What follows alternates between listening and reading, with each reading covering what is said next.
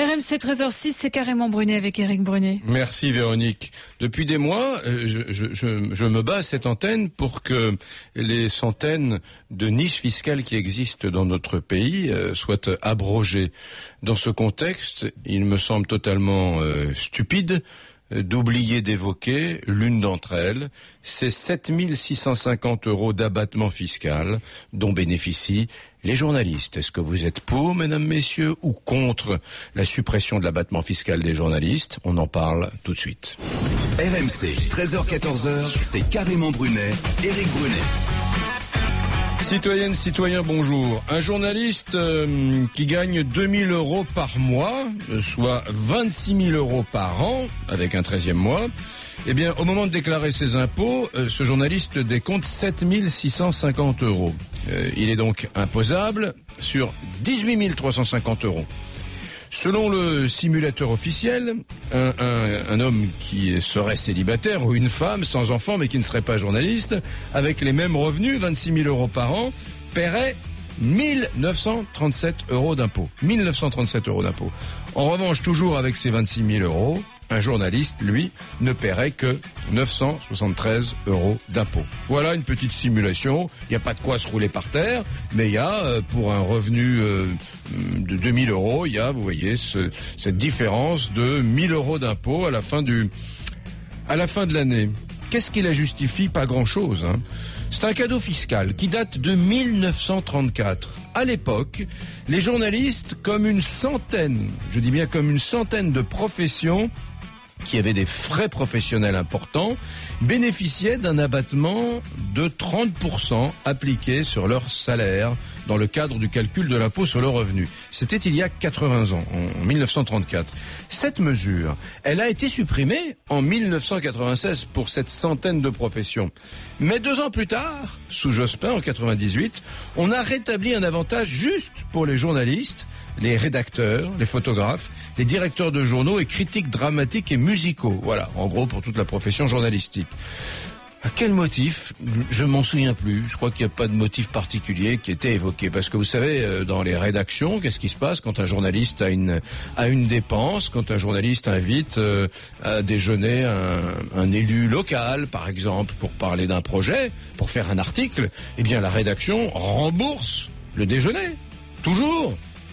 Donc je ne comprends pas ce qui justifie cet abattement de 7 650 €. Pour moi, il est inepte et par conséquent, il faut supprimer, voilà, comme toutes ces niches fiscales qui n'ont pas de sens. Vous voulez vous marrer un petit peu, Camille? Tu veux te marrer un petit peu? Oui. J'ai regardé ce matin d'autres niches fiscales improbables, ah oui. Voilà, un peu comiques d'ailleurs. Les cultivateurs de truffes, par exemple. Les bénéfices issus de la culture d'arbres truffiers sont exonérés d'impôts pendant 15 ans à compter de la plantation. Les arbitres et les juges sportifs, faut savoir que les arbitres et les juges de foot et de hockey sur glace et de gymnastique, pourquoi ces 3 sports plus que les autres, bénéficient d'une exonération fiscale de leurs revenus plafonnés à 14,5%. Voilà. Les lauréats des prix littéraires, les fabricants de pipes, Camille.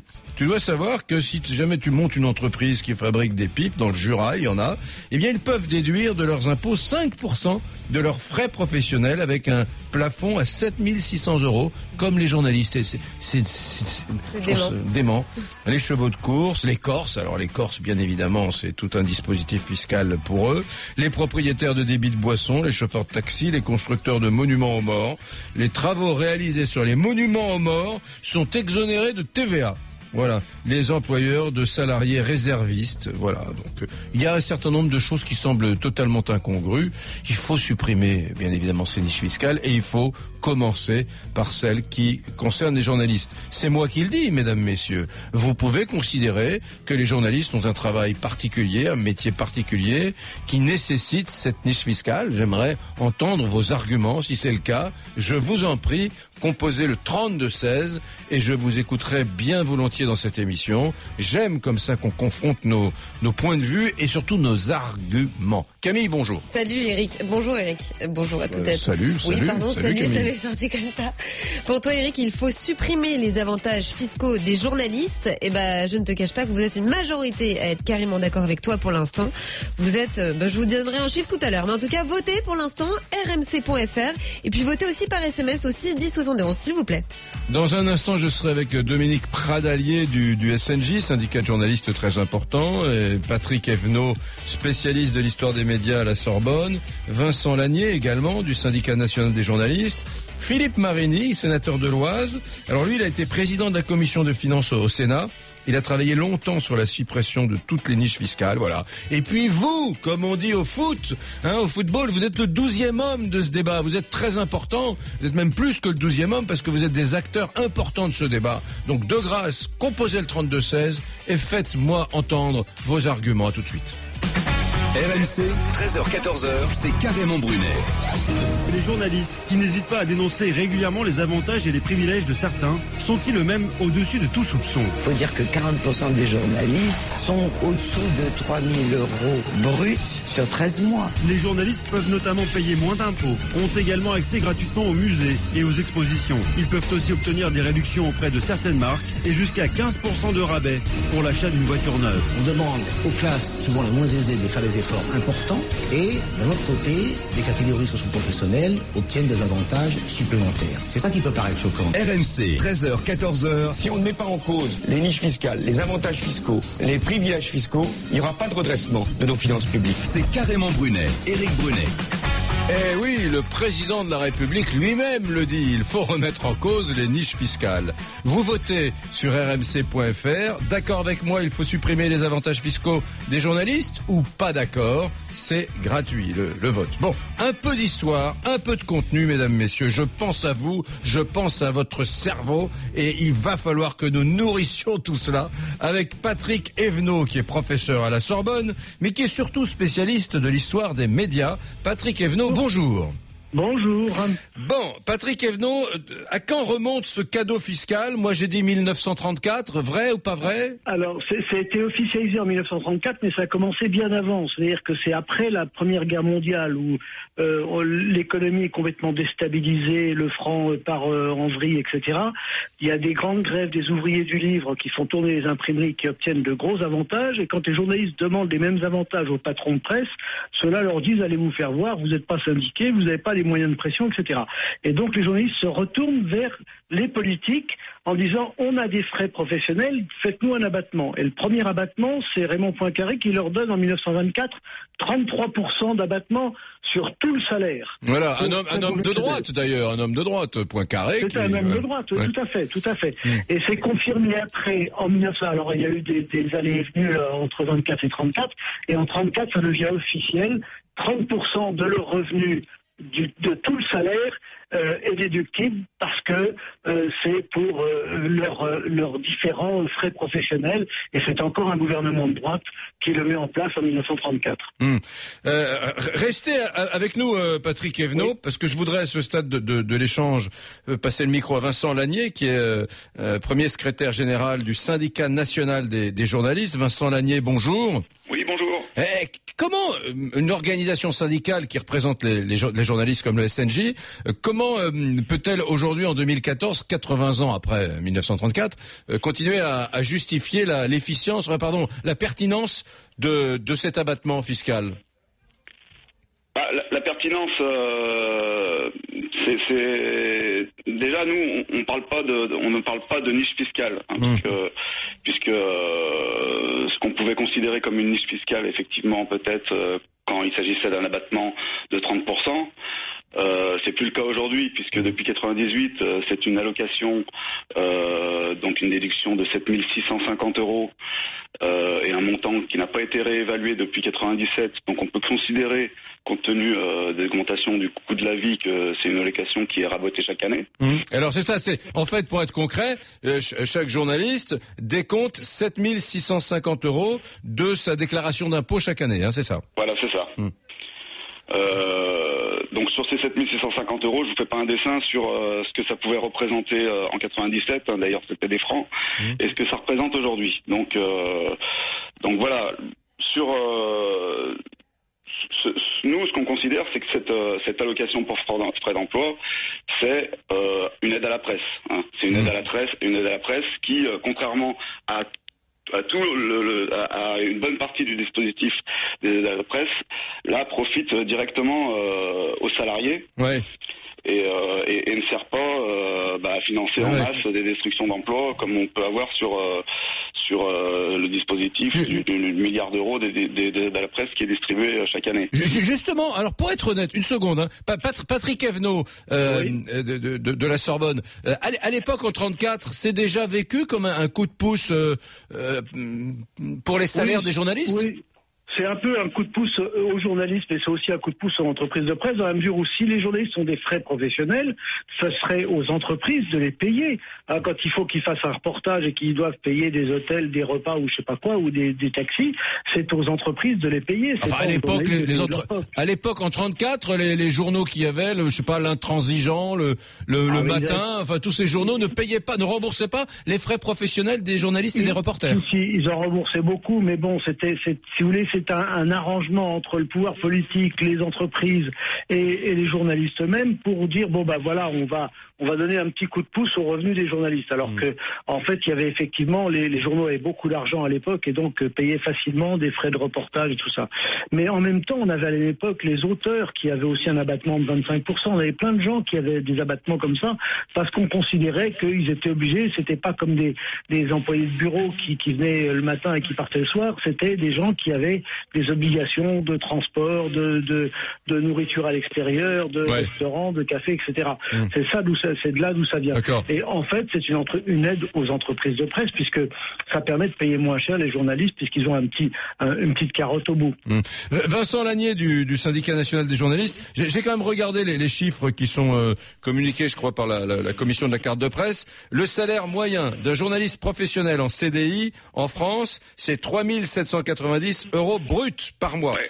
Un journaliste en CDD, c'est 2506 euros bruts par mois, et un pigiste, alors il doit y avoir une grosse échelle de variation, hein, mais un pigiste c'est 2257 euros bruts par mois. Est-ce que finalement les journalistes passent pas pour des privilégiés quand on dit donc pour vous aider, vous avez en plus ces 7650 euros que vous pouvez rétrocéder de votre déclaration d'impôt chaque année? Écoutez, là on parle de moyenne, hein. Enfin, j'ai pas le sentiment que 3500 euros bruts par mois ce soit un salaire en net, ça donne pas quelque chose de mirobolant, et ce sont des moyennes. Et la réalité, il faut ramener ce débat à la réalité de la profession de journaliste, et qui n'est pas la profession de journaliste, ce n'est pas David Pujadas, François Langlais et Éric Brunet, quoi. La profession de journaliste, c'est un peu plus de 36 000 journalistes en activité en France. On a effectivement, selon les chiffres de la commission de la carte, près de 27 000 journalistes qui sont CDI mensualisés, et on avait en 2013 près de 8 000 journalistes rémunérés à la pige ou CDD. Et cette allocation pour frais d'emploi, elle profite évidemment d'abord aux plus bas salaires et aux plus précaires de ces journalistes. Il y a bien des gens qui nous écoutent. Il y a bien des gens qui nous écoutent, qui sont employés salariés dans des entreprises diverses, qui gagnent des salaires convenables au-dessus du SMIC, mais comparables à ceux des journalistes, ou peut-être même plus faibles, et qui se disent, moi, j'ai pas ces 7600 euros que je déduis chaque année de ma feuille d'impôt. Oui, mais encore une fois, c'est une aide aux entreprises de presse, comme il y en a bien d'autres des aides, et c'est une aide pour le coup qui profite directement aux salariés. Et c'est pas un scandale dans une société démocratique qu'on aide la presse, qu'on essaie de faire en sorte qu'il y ait des aides publiques pour le pluralisme et pour aider ces entreprises de presse à s'en sortir. Alors Nicolas, j'ai beaucoup d'appels au 32-16. J'ai un coup de fil de Nicolas, 40 ans, qui est technicien, qui est en région parisienne dans les Yvelines, qui n'est pas d'accord avec moi. Cher Nicolas, bonjour. Bonjour. Donc vous êtes plutôt sur la ligne de Vincent Lanier. Vous trouvez normal qu'il y ait ces dispositifs qui aident aujourd'hui les journalistes? Moi, je trouve que ça serait dommage de leur enlever, dans la mesure où, effectivement, ça leur apporte une aide. Comme le disait précédemment un autre orateur, ça aide les entreprises. Certes, mais je pense avant tout que la majorité des Français aimeraient aussi être au pied d'égalité des journalistes. Ça serait quand même mieux dans ce sens-là que dans l'autre sens. On est dans cette optique en France là de faire payer à tout le monde ceux qui ont des avantages, mais moi, je serais plutôt de faire partager les avantages à tous les Français. Là, on est d'accord. Si on pouvait s'offrir ce luxe, en fait, quand même, juste une chose, parce que depuis tout à l'heure, Vincent Lagnier du SNJ et vous aussi, Nicolas, on vous parlait des aides à la presse. Tous les titres de la presse papier sont aidés. Vous savez que le Figaro, c'est 0,16 € par titre. Ça fait 16 millions d'euros qui sont perçus. C'est vous qui payez, mon cher Nicolas, pour ces journaux. Le Monde, même chose, 17 centimes d'euros par titre, c'est des centimes, pardon. Aujourd'hui en France, Le Parisien, 20 centimes d'euros par titre, c'est-à-dire par numéro vendu. Le plus aidé, c'est l'Humanité, qui perçoit en valeur absolue une somme de 6 millions d'euros, mais ça représente 48 centimes par numéro vendu. C'est-à-dire que le numéro de l'Humanité qui est vendu, je sais plus combien il doit coûter 1 €, 48 centimes sont aidés par le contribuable. Tout ça pour vous dire qu'elle est aidée quand même, la presse, Nicolas. Elle est aidée. Il y a des tas. La plupart des professions dans ce pays ne sont pas aidées comme la presse l'est. C'est pour ça que je vous dis, est-ce qu'on n'aide pas trop, quoi? Est-ce que le contribuable français peut continuer à s'offrir ce luxe incroyable d'aider d'une part la presse et par ailleurs d'octroyer à 37 000 journalistes dans ce pays cette petite cette aide fiscale, c'est 7 600 € qui sont décomptés de la feuille d'impôt. Voilà, moi je comprends. Vu comme ça, je suis d'accord avec vous. C'est vrai qu'en faisant parler les chiffres de cette façon, ça paraît choquant. Mais vous savez, tout le monde a des aides de l'État. Tout le monde. Il n'y a pas que les maisons de journalistes. On en parlait encore avec. J'écoute pas mal aussi Monsieur Bourdin le matin et avec l'histoire de la retenue d'eau et du barrage de Sivens. Voilà. Eux aussi, ils ont des aides du département, des aides de l'État pour construire ça, pour se rendre compte que le mètre cube d'eau qui va être vendu va être extrêmement cher. C'est-à-dire que Nicolas, on est d'accord. Très bien. Mais par contre, moi j'aimerais bien qu'on m'aide aussi, et je gagne à peu près en brut annuel le même salaire que le salaire moyen d'un journaliste, sauf que moi j'ai pas 7 000 € à la fin de l'année en plus dans ma poche, quoi.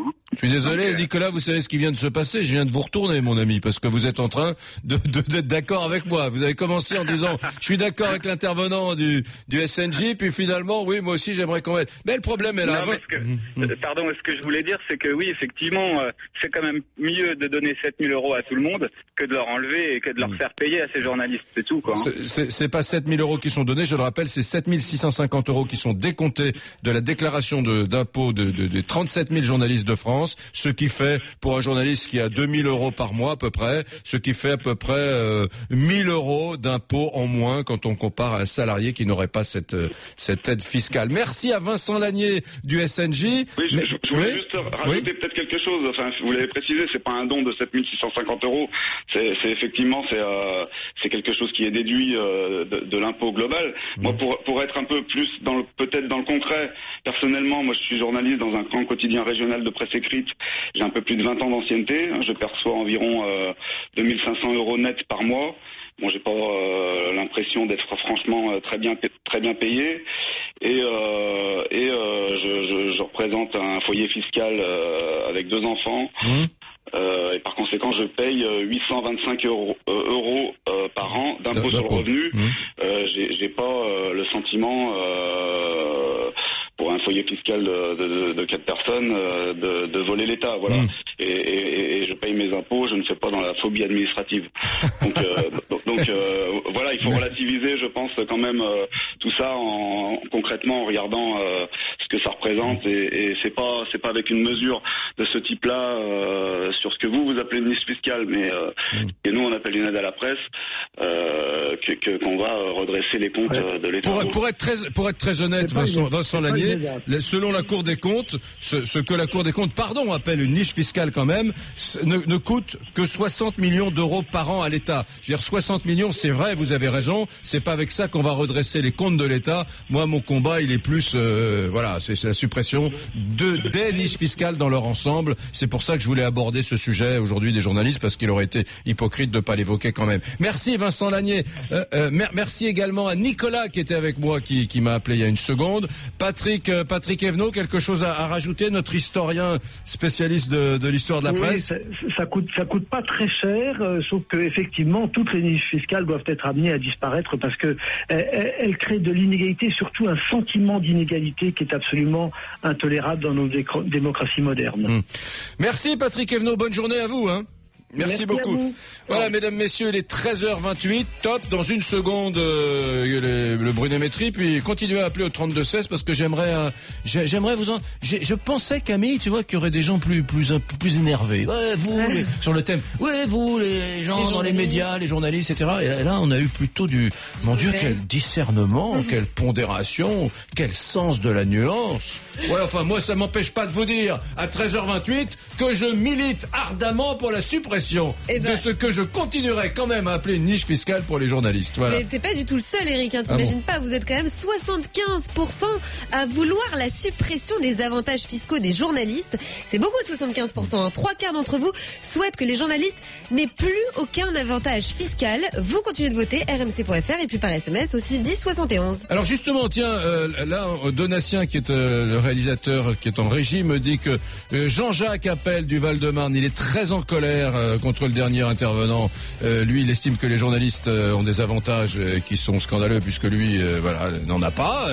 Pourquoi les journalistes? On l'écoutera. Régis, les journalistes, tiens, justement, Régis, journaliste, et on l'écoutera également après la pub parce que lui, il dit que ça n'est pas du tout un avantage conséquent, important. On l'écoutera s'exprimer dans une seconde. Et les journalistes, en première ligne pour dénoncer les privilèges et les abus, sont-ils eux-mêmes au-dessus de tout soupçon? Pourquoi on invite les journalistes? Parce qu'ils parlent de nous. Et pour qu'on parle de lui, Jean-Michel n'hésite pas à mettre la main à la poche. Des journalistes invités par les représentants d'une marque ou des sponsors, c'est cela, un voyage de presse. Ça coûte combien un voyage vers Zanzibar? Ça vaut 700 € ce billet. C'est quand même un métier très agréable. Je suis pas en train de pousser des wagonnets au fond de la mine. RMC, 13h, 14h. Et parfois, certains journalistes connus n'hésitent pas à se faire payer pour leurs prestations. On appelle cela faire un ménage. C'est totalement contraire au code de déontologie de la profession. C'est carrément Brunet, Éric Brunet. Voilà un extrait de Enquête d'actualité. C'était Guy Lagache, vous savez, sur D8. La question des ménages et des journalistes est une autre question, mais on doit également l'évoquer. Non, moi, aujourd'hui, j'estime qu'il faut supprimer les avantages fiscaux des journalistes. Je ne sais pas ce que vous en pensez. Camille me dit que vous êtes nombreux à voter plutôt sur cette ligne, d'accord avec moi, mais j'ai pas beaucoup d'appels de gens d'accord avec moi. Jean-Jacques m'appelle du Val-de-Marne, il a donc 32 ans et lui est plutôt sur ma ligne, Jean-Jacques. Bonjour Jean-Jacques. Bonjour Eric, bonjour à tous. Bon. Je vous écoute parce que je suis souvent en déplacement et donc je vous écoute et c'est toujours sympa, j'appelle pas souvent, mais là j'étais en voiture, je me suis garé parce que j'ai cru que j'allais faire un pet. Voilà, j'ai entendu le journaliste d'avant et j'ai cru que j'allais faire un accident de voiture. C'est pas possible. Vincent Lagnier du syndicat national des journalistes. Pourquoi? Voilà. Qu'est-ce qu'il a dit qui vous a rendu fou? Au départ, j'ai cru que c'était Gad Elmaleh, tellement il me faisait rire. Comment est-ce qu'il peut aujourd'hui dire non, ce n'est pas une aide, c'est normal, c'est pour l'aide aux journalistes. On est dans une situation précaire, ceci, cela, et donc moi, c'est normal que j'arrive à avoir, qu'il puisse avoir 7 000 € d'abattement, mais il paye ses impôts et ceci et cela. Bah oui, comme tout le monde, t'es français, mon pote. Tu payes tes impôts, tu gagnes 27 000 €, bah tu payes pour tes 27 000 €. Point barre. Pourquoi t'auras un avantage? Parce que t'es journaliste. Mais pourquoi? Qu'est-ce que tu fais de plus que nous? Si c'était vraiment compliqué d'être journaliste, tout ça, ce qui est vrai, c'est un métier sûrement dur pour y accéder, tout ce qu'on veut. Et dans ce cas-là, il fallait faire un autre métier. Moi, qu'est-ce que je veux dire alors? Mon boulanger demain il va venir me voir, il va me dire, attends, mais Jean-Jacques, tu comprends pas? Moi demain, si t'achètes plus mon pain, je suis foutu. Il faut que l'État il me fasse une remise de 7 000 €. Et puis après, je vais aller chez mon buraliste, il va me dire, mais Jean-Jacques, mais si tu fumes plus, mais qu'est-ce qui se passe? Et ainsi de suite, et ainsi de suite. Et puis tout le monde va avoir une remise de 7 000 €. Mais il faut arrêter de se foutre de la gueule des gens. Mais et qu'est-ce que c'est que ce discours de dire oui, c'est pour pour l'aide au journalisme. Mais si c'est vraiment dur, bah fais-le pas, mon pote. Hein. C'est un autre métier. Il y a tout plein de métiers, il y a tout plein de personnes qui sont comme toi, qui tous les matins vont charbonner, qui tous les matins vont chercher des sous, qui à la fin de l'année, ils payent exactement la même chose. Moi, je suis dans leur niche, je paye exactement la même chose. Il faut quand même dire, Jean-Jacques, et je le redis à ce micro, l'aide à la presse, contre laquelle je suis d'ailleurs, c'est près de 400 millions d'euros, 394 millions d'euros en 2013, payés par les contribuables français, donc par vous, mon cher Jean-Jacques. Et il y a un rapport de la Cour des comptes qui fustige ces aides à la presse. La Cour des comptes demande le réexamen approfondi des aides que l'État verse chaque année aux journaux français, parce qu'elle dit ça ne sert à rien. Plus on aide les journaux, plus leur tirage baisse, plus ils se cassent la gueule. Est-ce que ça a du sens en 2013 de continuer à financer comme ça 10, 20, 30, 40% d'un journal papier qui sort? Voilà. Est-ce que ça a du sens? Moi, je m'interroge aussi, hein, Jean-Jacques, je vous avoue. Hein. Non, mais ça n'a pas de sens. Et puis, il y a un deuxième truc qui m'a fait bondir. C'est là, tout le monde dit qu'il faut qu'on fasse des économies. C'est vrai, la France, on cherche des millions, des milliards. Et là, on disait que voilà, cette niche, entre guillemets, c'était que 60 millions d'euros. Mais comment on peut déjà dire cette phrase que 60 millions d'euros? C'est par rapport à des milliards, c'est rien. Mais si on commence pas à faire des petites économies, on va pas forcément faire que des grosses économies. À un moment donné, il faut faire des petites économies et plusieurs petites économies. Oh, mais comme c'est bizarre, ça fait des grosses économies. Ouais, c'est vrai que il y a 37 000 cartes de presse en France à peu près. Hein. Effectivement, si on supprimait ce décompte de 7 650 € dans la déclaration d'impôt des journalistes, de ces 37 000 journalistes, ça ferait environ 60 millions d'euros économisés chaque année par l'État. Restez, Jean-Jacques, parce que j'ai quelques appels de journalistes de Gironde, de Saône-et-Loire. On va les écouter. Ils sont pas d'accord. J'aimerais entendre leurs arguments. Mon cher Laurent, bonjour. Bonjour à tous et à toutes. Bon, donc vous êtes journaliste pigiste, c'est ça, hein? Oui, tout à fait, professionnel. Et vous avez ce titre, vous avez cet abattement. Alors, moi je vais vous dire, théoriquement oui, mais c'est presque un pur fantasme aujourd'hui, parce que je suis rendu dans une situation dans laquelle j'ai beaucoup de mal à exister professionnellement, pas par la qualité du travail, bien qu'on puisse toujours la contester, mais je suis sollicité, mais j'ai de moins en moins de travail et je gagne de moins en moins d'argent, et je me fais un peu le porte-parole des gens qui sont dans cette situation-là. J'ai la chance par rapport à beaucoup de gens peut-être d'avoir un toit qui ne me coûte rien en termes de crédit, de loyer. Mais aujourd'hui, le nombre de piges ayant diminué depuis quelques années, je suis en province. Donc c'est vrai que je travaille pour des rédactions parisiennes. J'ai même travaillé un petit peu pour RMC sur le football. Je suis dans la presse écrite foot essentiellement. Aujourd'hui, on n'a quasiment plus de travail. Et moi, je peux vous dire qu'on a des mois à zéro. À 0 €. Alors on peut toujours dire vous vous débrouillez mal. Oui, non. C'est que les rédactions à Bordeaux, sont déjà pourvu de journalistes professionnels, pas question de prendre la place d'un confrère. Moi, j'ai moi-même été victime de ça il y a 4-5 ans. Je sais ce que c'est. Aujourd'hui, voilà, il faut savoir qu'il y a des journalistes qui sont à moins de 1 000 € par mois. Des mois à zéro. Moi, j'ai même un combat pour garder ma carte de presse. Cette année, elle m'a pas été attribuée. Ça fait 10 ans que je suis journaliste professionnel. Ça fait 3 ans que je passe en commission supérieure en carte de presse, que je bataille, que je fais des dossiers, que je montre que je bosse quand même, parce que j'ai quand même des employeurs qui me sollicitent, à Paris, à Bordeaux. Mais aujourd'hui, voilà, je gagne pas assez d'argent pour pouvoir bénéficier de ma carte de presse, alors que 100% de mes revenus proviennent du journalisme. Oui, j'entends. Mais alors là, Laurent, est-ce que vous n'êtes pas hors sujet quand vous dites aujourd'hui j'ai plus de travail? Est-ce que vous n'êtes pas hors sujet? Parce que j'ai moins de travail, parce que là aujourd'hui ce dont on parle, c'est un abattement indu pour des journalistes dont, je le rappelle, le salaire moyen, ça c'est la commission de la carte professionnelle des journalistes, est indiscutable, s'élève à 3 300 et quelques euros. Donc je sais qu'il y a des gens aujourd'hui, et je sais que c'est un métier fragile, surtout quand on est pigiste comme vous, mais on parle d'une profession à 3 350 € bruts par an. Oui, non, mais vous avez raison. Est-ce qu'on peut dire, oui, il faut maintenir cet abattement spécial parce que il y a des journalistes qui sont dans la difficulté. C'est là que c'est compliqué. Moi, je vous entends, mais je suis en train de me dire, le problème de Laurent, c'est pas le problème de l'abattement. C'est vrai. C'est vrai, et c'est vrai, comme je disais, moi je gagne tellement peu d'argent que je paie pas d'impôts aujourd'hui, donc je préférerais en payer quand même, malgré tout, parce qu'on peut dire c'est sympa de pas payer d'impôts, mais ça veut aussi dire qu'on gagne pas assez d'argent. Voilà. Mais c'est vrai que j'ai fait un petit écart par rapport au sujet, c'est exact, vous avez raison. Néanmoins, voilà, je voulais dire moi je vois beaucoup de confrères qui arrêtent, qui abandonnent, des jeunes, des étudiants qui nous sollicitent pour des conseils. On est bien obligé de leur dire aujourd'hui, attention, parce que il y a beaucoup de métiers à risque, mais celui-ci a de moins en moins de débouchés. C'est un super métier, c'est beau, c'est pas à vous que je vais dire ça, vous savez ce que c'est, mais c'est vrai que c'est pas un coup de gueule, mais ça nous paraît tellement, nous, journalistes pigistes, parfois en province, dans ces conditions-là, tellement, ça relève tellement du fantasme presque d'avoir un abattement d'impôt que c'est vrai qu'on en a perdu cette réalité de vue. Et qu'est-ce qui vous a fait perdre un volume de travail? C'est quoi? C'est l'arrivée d'Internet? C'est quoi? Alors non, parce que ça justement, moi j'ai bien basculé de la presse écrite papier à la presse web, donc non, ça c'est pas dans mon cas. C'est juste que aujourd'hui, il m'arrive de travailler pour des grands quotidiens gratuits ou autres à Paris. On prend moins de textes. Aujourd'hui, moi je vous ai dit, je suis dans le sport, je suis les Girondins de Bordeaux au quotidien. Je vais d'ailleurs en conférence de presse dans quelques minutes. Je suis l'Union Bègles-Bordeaux en rugby.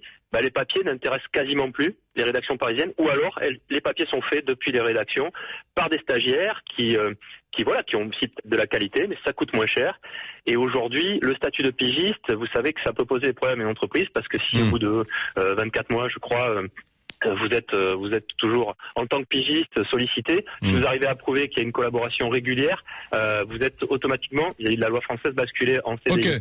Okay. Ça fait peur. Merci Laurent.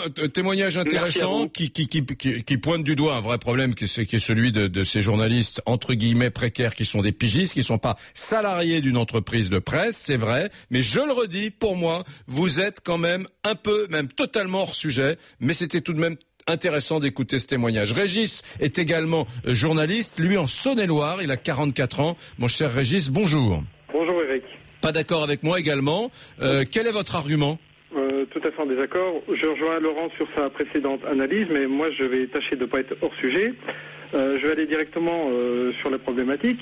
Quand on est pigiste, contrairement à ce que vous disiez, on a beaucoup de frais qui sont à notre charge. Donc les 7 700 €, c'est pour déduire ces frais professionnels. Donnez-moi des exemples. Quand j'achète mon ordinateur, c'est moi qui l'achète. Quand mon électricité, c'est moi qui la paye. Mes frais téléphoniques, c'est pour moi. Toutes mes fournitures, etc., tout ce qui est en lien avec mon métier. Je travaille à la maison, je suis obligé, sinon je serais obligé d'avoir un bureau. Donc tout ça doit venir en déduction de ce qu'on gagne. Alors je vais vous dire, Régis, bravo. Je trouve que c'est un excellent argument. Effectivement, un journaliste pigiste qui bosse par définition chez lui ou qui va de rédaction en rédaction avec son portable, qui se promène dans différentes rédactions. Le lundi, il est là, le mardi, il n'a pas de boulot, le mercredi, il est là. Effectivement, il a des frais généraux qui sont bien supérieurs à ceux d'un journaliste qui est salarié d'une entreprise et qui va tous les matins au bureau. Bon argument. Merci. Et en outre, je dirais que quelque part, on est entre guillemets obligé d'investir dans notre métier. C'est-à-dire qu'on a beaucoup aussi de frais kilométriques qui ne sont pas remboursés. C'est-à-dire, on va à la recherche de l'info, on va essayer de trouver des sujets, donc on se déplace à droite, à gauche. On fait du travail mais qui n'est pas rémunéré, ça nous coûte du temps et de l'argent. Donc ça aussi, ça doit venir nous compenser cette perte. Oui, bon argument. Peut-être qu'on pourrait, si jamais le législateur décidait de s'attaquer à cette niche fiscale, peut-être qu'effectivement, il faudrait qu'il différencie le pigiste du journaliste salarié. C'est vrai que ça fait sens de ce point de vue-là. Est-ce que vous êtes d'accord avec Laurent quand il dit que être pigiste aujourd'hui, c'est de plus en plus difficile? Ça devient très très dur. Moi, ça fait près de 20 ans que je fais le métier de journaliste. Vous travaillez, c'est pas indiscret de vous demander pour quel support vous travaillez? Je travaille pour la PQR en Bourgogne, donc différents titres, que ce soit de la presse spécialisée, agricole, viticole, la presse généraliste. Ça m'est également arrivé de travailler avec la presse parisienne, mais également c'est de plus en plus rare. Et je voulais vous dire une chose, tout à l'heure vous citiez des moyennes, et les moyennes on leur fait dire ce qu'on veut. Et moi j'aimerais bien être seulement dans la moyenne de ce que gagne un pigiste par mois. Vous citiez 2200 € de mémoire. Oui. J'aimerais bien être ne serait-ce qu'à 60% de cette somme-là, et je serais heureux. Donc, on voit souvent, quand j'en discute avec les gens vous citent toujours les exemples de Pujadas, de PPDA, etc. Des journalistes qui sont très très bien rémunérés. Il faut que les gens sachent aussi qu'il y a des petits journalistes en province, petits c'est pas médisant, mais on a d'autres ambitions que de faire le mieux possible notre métier, mais c'est très très dur. Il faut savoir aussi que les horaires, les heures de travail, on ne les compte pas, et c'est souvent du lundi au dimanche, les week-ends, les jours fériés. Les grands reporters de hameaux. Pardon. Les grands reporters de hameaux. Je sais plus qui avait eu cette expression, les grands reporters de hameaux. Ceux qui sont souvent, puisque vous avez parlé de la presse viticole, au contact la France profonde, entre guillemets, des terroirs de France, et qui sont loin des salaires, bien évidemment, des Pujadas que vous évoquiez, ou même du mien, d'ailleurs, je le dis avec franchise. Cela dit, je le redis, les chiffres que je vous ai donnés tout à l'heure sont des chiffres de la commission de la carte, qui sont indiscutables. 3700 euros bruts par mois pour un journaliste professionnel en CDI, 2506 euros bruts par mois pour un journaliste en CDD, et 2257 euros bruts par mois pour un journaliste pigiste. Mais il était important, Régis, que vous expliquiez je voulais juste rajouter un mot, excusez-moi de vous couper. Il faut savoir aussi que le nombre de journalistes ne cesse de diminuer en France, et la précarisation ne cesse de grandir. Il y a de moins en moins de CDI, CDD et de plus en plus de pigistes, comme dans mon cas. Merci beaucoup, bonne journée à vous, Régis. Merci, Eric. Au revoir. Au revoir. Camille, il est 13h45. Bah oui, c'est intéressant parce que nous on le sait, Camille, toi et moi, on sait qu'il y a des pigistes, et on sait que tout le monde n'est pas à la même enseigne, et on sait aussi voilà une profession, journaliste, dans laquelle il y a des écarts monumentaux. Je sais pas s'il y a une profession où il y a autant d'écarts entre Pujadas et Régis qu'on vient d'avoir. Le métier de boulanger, j'imagine, il n'y a pas de tel écart. Le métier d'informaticien, il n'y a pas de tels écarts. Là, il y a des écarts considérables. Donc ça faisait du bien d'entendre quand même ces deux témoignages de journalistes en Gironde et en Saône-et-Loire. N'empêche que niche fiscale quand même. Camille. Oui, malgré ces témoignages justement, vous êtes quand même une grande majorité à penser qu'il faut les supprimer. Il a supprimé cette niche fiscale, supprimer les avantages fiscaux des journalistes.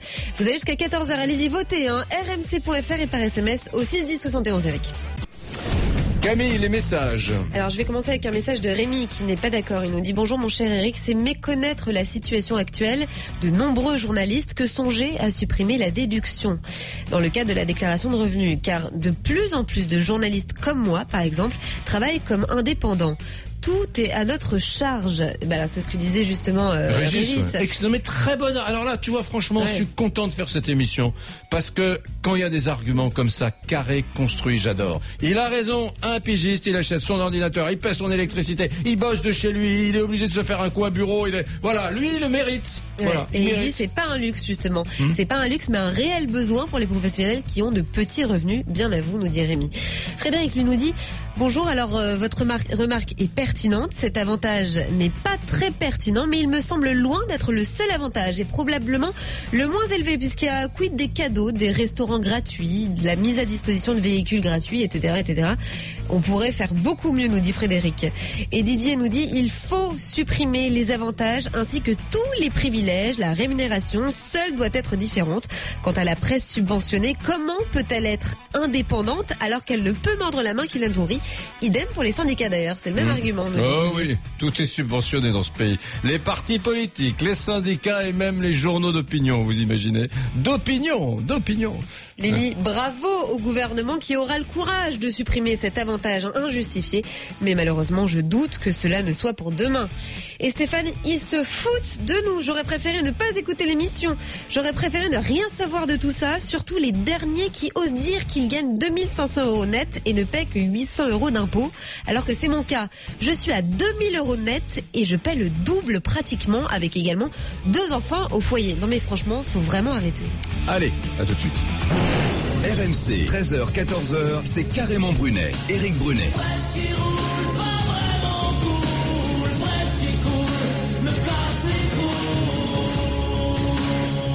Un petit Florent Pagny comme ça, presque qui roule, me casse. Il y a des enfants qui écoutent. Alors oui, Pendant la pub, je regardais ma petite liste de niches fiscales improbables. Les constructeurs de monuments aux morts, vous disais-je tout à l'heure, les travaux réalisés sur les monuments aux morts sont exonérés de TVA. Mes amis chauffeurs de taxi que j'embrasse, que j'aime, je vois pas pourquoi, qui aiment bien, châtie bien, je vois pas pourquoi je ne les écornerai pas eux aussi. Ils bénéficient d'une exonération de la taxe sur les produits pétroliers. Les propriétaires de débits de boissons pour lutter contre l'alcoolisme, les plus-values réalisées à l'occasion de la reconversion des débits de boissons sont totalement exonérés d'impôts. Je pense à Patrick au PMU de Lectoure, là-bas dans le Gers. Lui aussi bénéficie, Patrick, au PMU de Lectoure. Il bénéficie d'une niche fiscale. Les Corses, les Corses...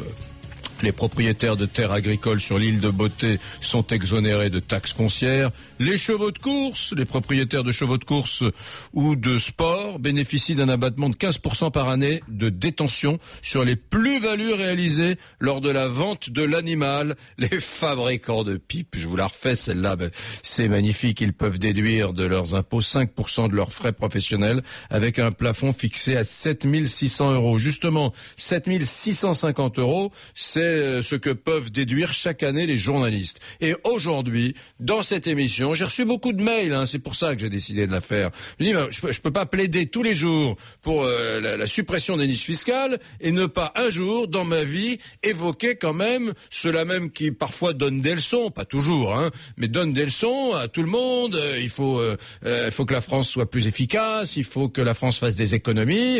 Oui, amis journalistes, nous avons nous-mêmes une niche fiscale. Enfin, il y a une niche fiscale qui concerne ceux qui détiennent des cartes de presse et il faut peut-être en parler. Mon ami Nicolas m'appelle de la Loire, il est journaliste. Bonjour Nicolas. Oui, bonjour. Alors, bonjour Jean-Jacques. Alors, appelez-moi Jean-Jacques, mon cher Nicolas. Excusez-moi. Vous êtes journaliste. Vous êtes journaliste où ça ? Je suis journaliste en CD, moi, sur la région lyonnaise. D'accord. Voilà. Donc, je travaille plutôt dans le Rhône que dans la Loire. Et je suis en CDD, donc je cumule les CDD dans divers organes de presse. Et c'est vrai que à la fin du mois, si je gagne 1300 ou 1400 € net, je suis content. Donc c'est vrai que moi, déjà d'une part, quand j'ai entendu la moyenne que vous citiez tout à l'heure, qui certes sont des chiffres indiscutables comme vous l'avez dit, j'ai un petit peu bondi parce que je suis pas sûr que ce soit la réalité pour les journalistes en province, du moins. Et certes, moi, c'est vrai que sur le principe, je suis contre toute forme de niche fiscale, et là, c'en est une, clairement. Mais il faut quand même se dire que vu le salaire qu'on gagne à la fin de l'année, lorsqu'il s'agit de payer des impôts, ça nous aide clairement de ne pas avoir à en payer, justement. Moi, je n'en paye pas, et comme disait un auditeur précédent, j'aimerais un jour en payer. Ça voudrait dire que j'ai un salaire beaucoup plus décent que je n'ai maintenant. Donc, alors, je pense que il est facile de taper sur les journalistes. Je dis pas que c'est ce que vous faites aujourd'hui, mais c'est un peu. Non, mais vous avez raison. Vous savez, j'ai réfléchi avec Camille avant de lancer cette émission. Je me suis dit j'ai eu le sentiment de faire un truc. Et même dans RMC, il y a un certain nombre de journalistes que vous entendez sur RMC tous les jours, qui sont venus me voir et qui m'ont dit Eric, est-ce que t'es sûr que tu l'as fait? Est-ce que vraiment c'était pas des menaces, mais pourquoi tu fais ça? Voilà, je leur ai dit, je peux pas tous les jours gueuler contre les niches fiscales et ne pas en parler. Voilà. Mais c'est pour ça que je vous ai dit, moi, sur le principe, je suis contre les niches fiscales et je vois pas pourquoi celle-là serait plus justifiée que les autres. Mais il faut quand même prendre en compte le fait que une majorité, je dirais, de journalistes vivent dans la précarité, ce serait peut-être un mot fort, mais ont des difficultés, je pense, en fin de mois. Alors, peut-être que cette niche fiscale n'est pas la solution, mais il faudrait peut-être trouver quelque chose pour aider ces journalistes-là, parce que, comme je vous ai dit, il est facile de taper sur les journalistes. Je pense qu'on a mauvaise presse. C'est un métier qui est peut-être l'un des plus détestés, avec celui de politicien et huissier de justice. Mais syndic de faillite aussi. Ouais. Vous savez, le mec. Ouais. mais voilà. Enfin, je pense que si elle ne se justifie pas, c'est certain. Il faut peut-être trouver quelque chose pour aider les journalistes qui sont des vecteurs de la démocratie, selon moi. Voilà, j'ai terminé. Merci beaucoup, mon cher Nicolas. Je vous souhaite de trouver des CDD un peu plus rémunérateurs dans la région lyonnaise. Merci. Bye bye. Au revoir. Gilbert m'appelle de Haute-Garonne, préfecture Toulouse. Cher Gilbert, bonjour. Oui, bonjour. Bon, on supprime ou pas les avantages fiscaux des journalistes, Gilbert? Moi, je crois qu'il faut les supprimer. Moi, je vois déjà dans les interventions parmi les derniers journalistes ou pigistes qui sont intervenus, il y en a un premier le premier que j'ai entendu dire que effectivement, il avait de moins en moins de travail et que donc il méritait d'être aidé par cet appui fiscal. Il oublie simplement qu'il y a plusieurs millions de Français qui ont de moins en moins de travail et certains n'ont plus du tout de travail. Et ben ils sont aidés par d'autres moyens. Donc pourquoi revendiquer ce droit à travers cette niche fiscale? Donc je ne vois pas pourquoi ce droit particulier aux journalistes. Oui, d'autant que le principe de la niche fiscale, de la fiscalité, c'est pas une aide sociale aux gens qui n'ont pas de travail. L'impôt, ça n'a rien à voir avec ça. Je suis d'accord avec vous, Gilbert. Ouais. Absolument. Donc vous l'avez qualifié de hors sujet. Je suis pleinement d'accord avec ça. Le suivant qui m'a également interpellé est effectivement le journaliste qui considérait ou qui prétendait effectivement être obligé d'engager un certain nombre de dépenses, donc d'investir dans son métier par des frais de déplacement, par des investissements à l'achat d'un ordinateur, un certain nombre de choses comme ça nécessaires à faire son travail. Je veux dire, il est loin d'être un cas unique dans ce cas-là. Que dire de tous les agents commerciaux, que dire de tous les artisans qui doivent prospecter, qui doivent faire des devis, qui doivent faire des kilomètres, qui consacrer des heures à chercher du travail, à chercher des marchés, et donc ils sont pas aidés fiscalement. Ouais, mais ils n'ont pas des frais kilométriques ou des choses comme ça, parce que le pigiste, il n'a pas de frais kilométriques, il a rien. Il est toujours libre, je suppose, fiscalement, de se mettre aux frais réels et donc de relever ses kilométrages et de se les faire rembourser, tout au moins de se les faire imputer fiscalement au tarif kilométrique fiscal. Je pense que ça reste toujours possible. Et ça, c'est le sort de tous les agents commerciaux, je veux dire de tous les travailleurs individuels, libéraux, commerçants, agents commerciaux. Donc vous vivez clairement cet abattement dévolu aux journalistes, aux 37 000 cartes de presse françaises, comme un avantage, un privilège, même quand il y a des journalistes qui gagnent mal leur vie, vous considérez que malgré tout, c'est un privilège que les autres n'ont pas. Absolument, c'est très clair. Merci à vous, Gilbert. Merci, je vous souhaite une très bonne journée. Camille, dans un instant, on ira embrasser les contribuables du bassin d'Arcachon. Ils sont géniaux, ceux-là, formidables. Mais avant, le résultat, s'il te plaît, du Brunet Métro. Alors finalement, vous êtes 83% à vouloir supprimer les avantages fiscaux des journalistes. Voilà, c'est quasiment un référendum nord-coréen, pas sud, non, nord-coréen. Allez, salut, merci les Français. RMC, les Français sont sympas. Sans le savoir, ils offrent des subventions tous les jours. Merci les contribuables, merci les Français. Qu'est-ce que vous êtes sympa vraiment dans le bassin d'Arcachon là-bas.